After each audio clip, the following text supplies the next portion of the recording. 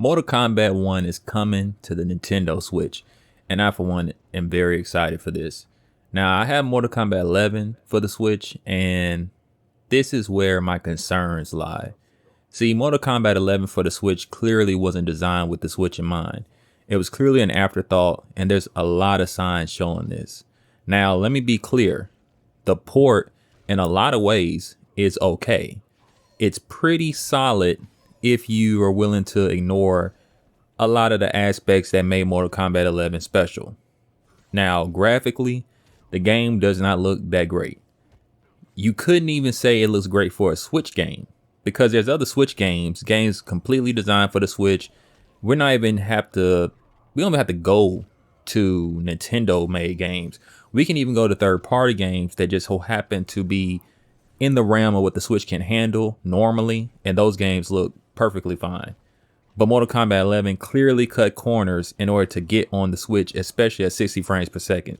Now, the 60 frames per second while you're fighting is great, and I'm not saying it should be sacrificed, but I just hope for Mortal Kombat 1 that this is actually a built from the ground up game.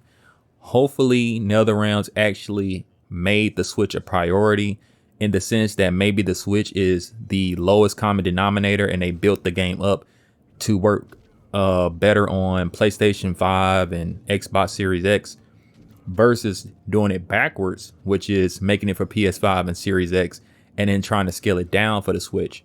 Because the Switch version, as you can see, like I said, the 60 frames per second is there. Graphics, not so much. And I'm not a big graphics person. If you sit far enough back from your television, this game can look okay. If you're playing it directly off the Switch, no. Not only that, because the way Mortal Kombat 11 was designed, which I personally did not like, majority of the game modes require internet connection. Now, why is this an issue, especially for Switch? Well, one, for me personally, it's just an issue because it just makes no sense that a lot of these modes that don't require you to interact with another player don't need to be online. The Living Towers don't need to be online. Mortal Kombat 10 and even Injustice 2, which had its own versions of Living Towers, you could play all that and you didn't need to be online. If you got online, I think the towers changed differently, but if you were offline, they had a bunch of pre-made towers that just constantly stayed in rotation and you could unlock all the cosmetics, you could play all the game modes, and you were perfectly fine.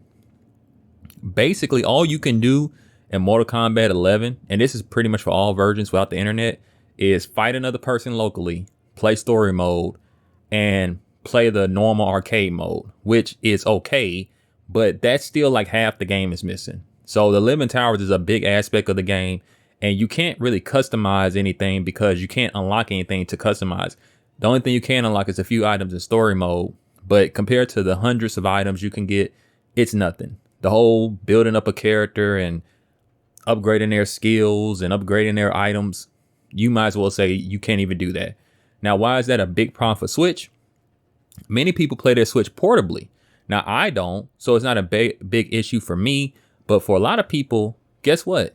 Because you're playing your Switch on the go, you don't have access to the internet unless you have some type of hotspot constantly around you. Maybe you use your phone.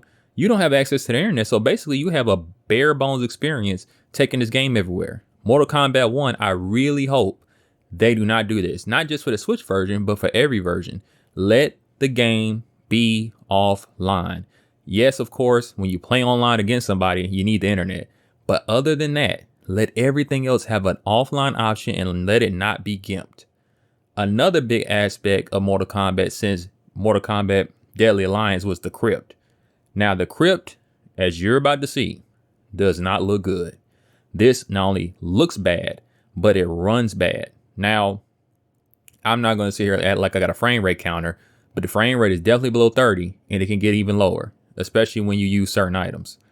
Now, the reason why this is a big blow is because if you've seen Mortal Kombat 11 on any other console, this crypt is a very pretty graphically intensive place.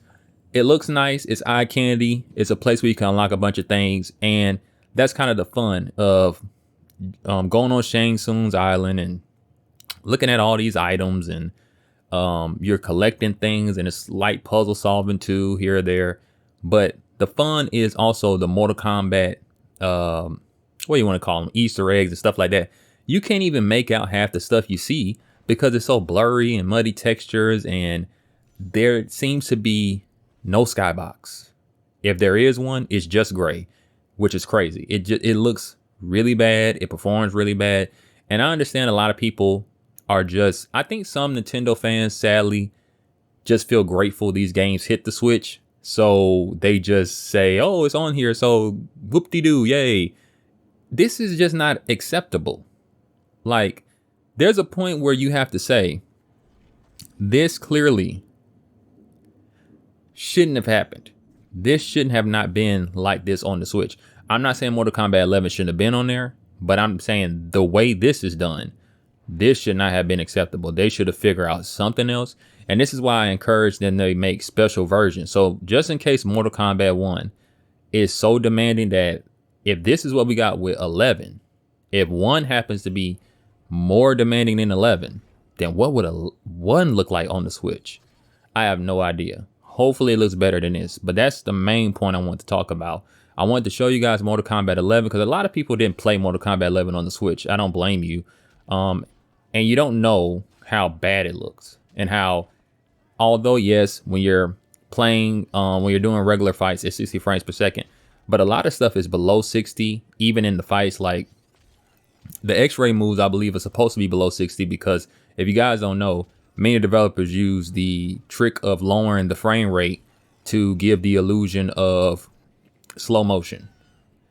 When it comes to the fatalities, though, they are not supposed to be slow motion. They're supposed to be the same speed as the regular combat. On the Switch version, they're 30 frames. They might be lower than 30 frames. Not only that, the Switch version, now I didn't capture any of this, but the Switch version crashes a lot too. I really hope Mortal Kombat 1 doesn't do this. And it crashes typically, I think I'm gonna have it in here. It's a part where you're fighting the final boss in the arcade mode, where it's like it's transitioning between stages and then it'll lock up and freeze. And what it's supposed to do is it's freezing the load and then it'll supposed to keep playing. But a lot of times it crashes, and you can imagine how annoying it would be to be in an arcade tower. You're at the final boss, game crashes. Now you gotta do the tower all over again. So that in itself, that's a lot of the reason why, although I play this version, I do have fun with it, I turn it off when that happens because that's annoying. And I hope Mortal Kombat 1 isn't like that. But that's all I got, guys. Let me know what you think in the comments. Do you think that Mortal Kombat 1 should be built from the ground up for Switch? If they have to make a special version, make it. But do you think that this was acceptable? I don't. And I hope Mortal Kombat 1 is better. It's past time you were freed. We both know what truly drives you. It's not Shirai Ryu pride. It's your wife and child.